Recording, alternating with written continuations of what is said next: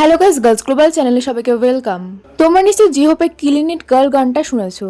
অনেকেরই মনে হতে পারে এই গানের মানে কি সত্যি কাউকে কিল করা, কিন্তু সম্পূর্ণ ব্যাপারটাই আলাদা।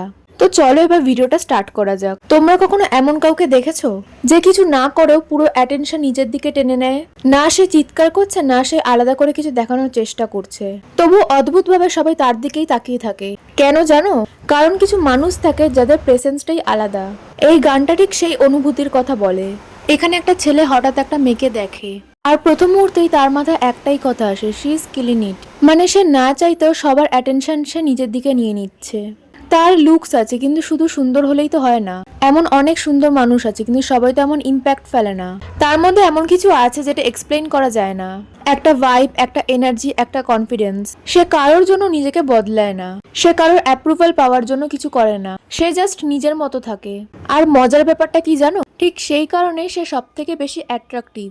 কারণ নাওডেজ অনেকে ট্রাই করে পারফেক্ট হতে, ট্রাই করে অন্যদের মতো হতে, ট্রাই করে ইমপ্রেস করতে, কিন্তু যে মানুষটা এসব কিছুই করে না, নিজের মতন কমফোর্টেবল, সে অটোমেটিক্যালি আলাদা হয়ে যায়। এই গানটা সেই ডিফারেন্সই দেখায়।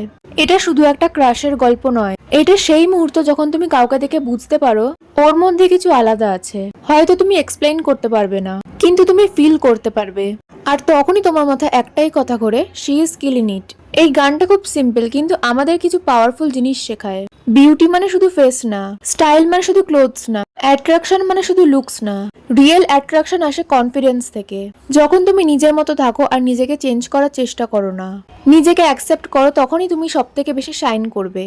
আর তখনই তুমি কারোর চোখে এমন হয়ে উঠবে, সে মনে মনে বলবে শি ইজ কিলিং ইট।